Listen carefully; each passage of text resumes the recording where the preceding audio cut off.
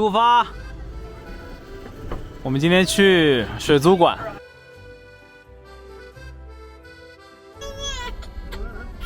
马上。吃饭。哦。走之。OK， Stephen， 我们到了。OK。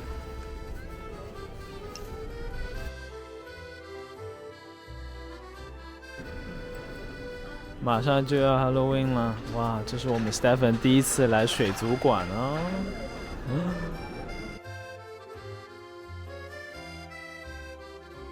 解锁新背法，两个人都很 rigid。Hello, Stephen。哦，看到鱼了吗？正在喂他们小鱼干。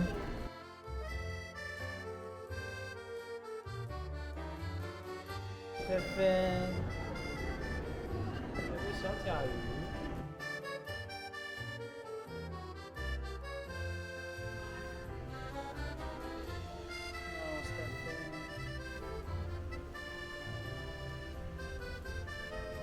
哇哦，这里有很多食人鱼哦。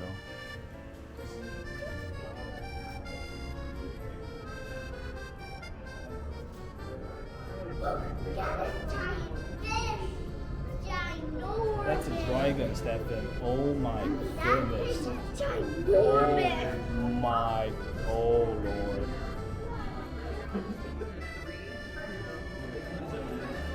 So cute, Stephen.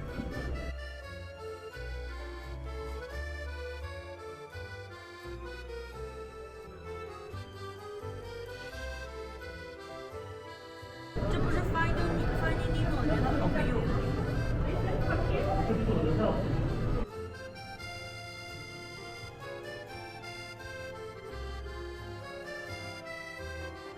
龟，大海龟，大海龟。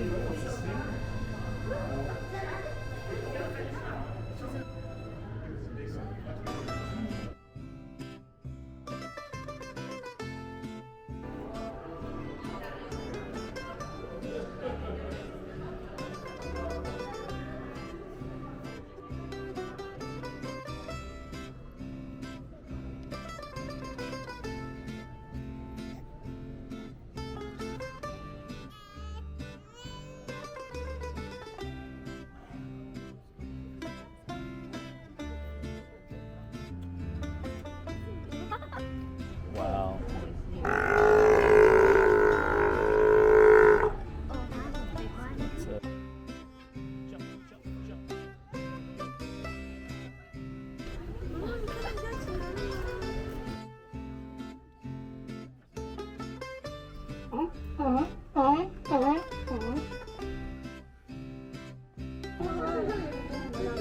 啊，是吧？可爱。继续 ，Stephen 睡着了。这个楼梯真不错呀。OK， 我们逛完了，回家。感觉比5、6年前还是6、7年前来的时候简单了很多呀。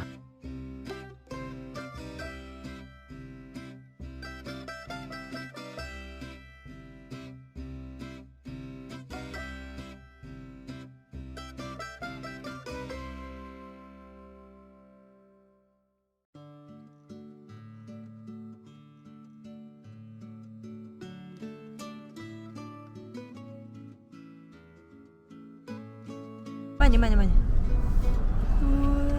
Anybody have any questions?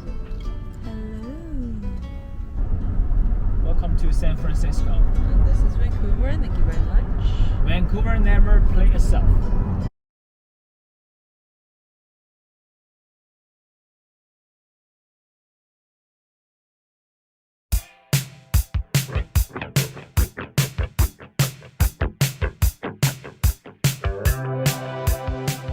Hi, my name is Tony, and this is Every Frame a Painting.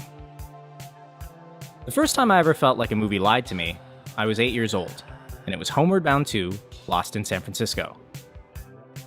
Because this isn't San Francisco. What's this? I thought we were going someplace cool. This is my favorite place in the entire city. This is Vancouver, where I grew up. If you watch enough TV shows or blockbusters, then chances are you've seen my city, disguised as Santa Barbara, or as Seattle, and even one time as the Bronx. Something's always happening here. That's New York for you. You'll get used to it. But no matter how many movies or TV shows are filmed here, there's always been one nagging problem.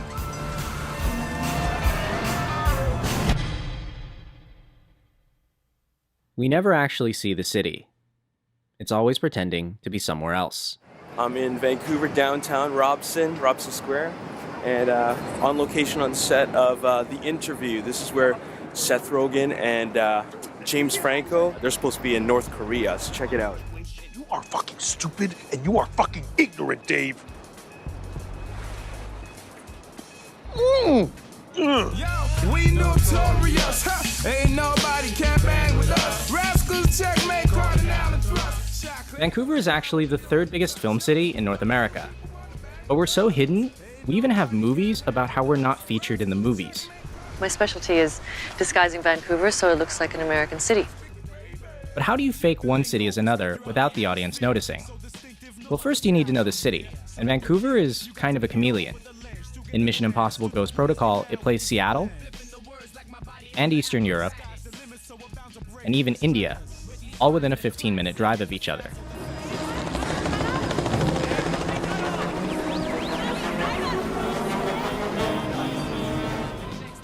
Once you know the city, it's actually pretty simple to trick the audience. Most people don't question the establishing shot, so you can just find the right building and put a title card on screen. The other option is to shoot second unit footage of another city, and then cut to somewhere in Vancouver. This is especially common with Seattle, since a lot of the architecture there looks pretty similar to here. But to really convince the audience, you're going to need a lot of help. Which brings us to the art department, who control all the little details. Like decals on the sides of cars, American flags in the background, new signs in front of buildings, and this one's my personal favorite. I'm not gonna kiss them, but let's just say I might give them some. USA Today vending machines. Because nothing says America like USA Today. I read it every day for news around the USA. The next step in faking a city is deciding how you're gonna light and shoot it.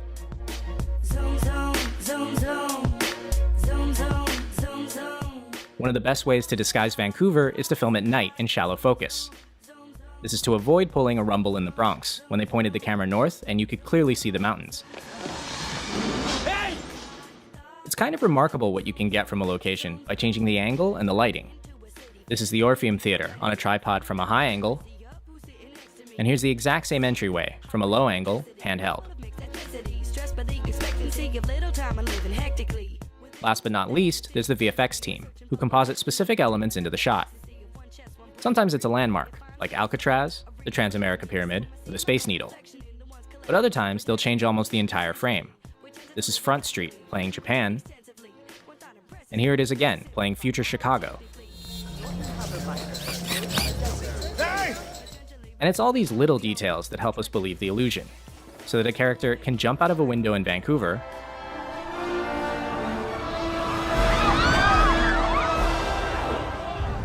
and in the space of one cut, end up in San Francisco.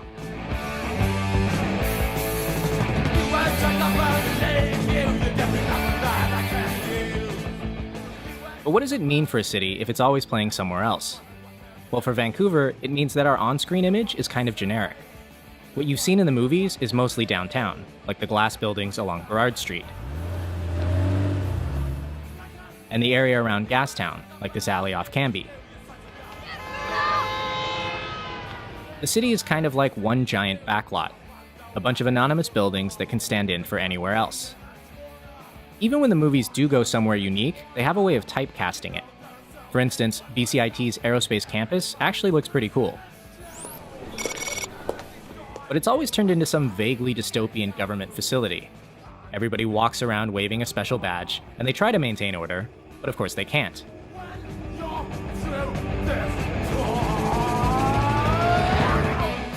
Vancouver's locations are like weirdly familiar character actors.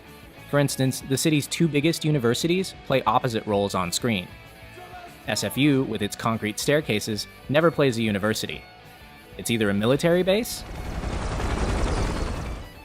or some evil corporation. Meanwhile, UBC always plays a university. That's located everywhere else but Canada. This year, it even played Washington State U, which means that Vancouver, British Columbia finally got to play... I'm deeply moved. Vancouver, Washington. For me, this is the single worst moment in local film history. I will never forgive this.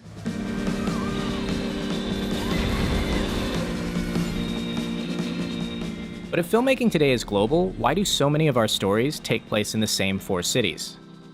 Is it just so we can destroy the same landmark over and over and over?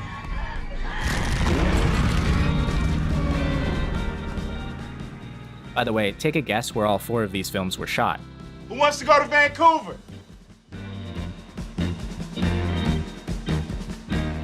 Sometimes I wonder if local film crews try to sneak the city into the shot as a form of protest. The next station is Metrotown. To Hollywood, Vancouver is a location, but not a setting. It's a place with talent and scenery and tax incentives, but almost no film identity of its own. Just other identities it can borrow. You say you heard this song before. Tell me the morning sun will rise too. But maybe there's some hope. For 50 years, there's been a local movement of films and TV shows where Vancouver does play itself. We had no idea how to make a film. We had no idea. We just went ahead and made the film. A lot of these films aren't widely distributed, but they offer a completely different perspective. For me, they're often a lot closer to my own experiences. Ready?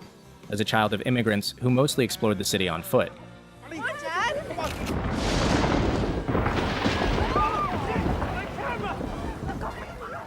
These movies treat Vancouver not as a location, but as a setting.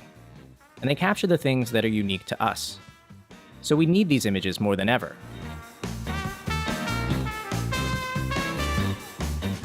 Because films can preserve a particular time and place. Not as a documentary, but as a fictional story about the real world. And the city deserves better than the occasional joke about its weather. Pack your winter coat. We're going to Canada's warmest city. So this is Vancouver, the third biggest filmmaking town in North America. On screen, it is ubiquitous, and it is invisible. But off-screen, there are other angles just waiting to be filmed. And I think it's time we made a real push to create new images of ourselves. Because honestly, it's our city. Who else is going to do it?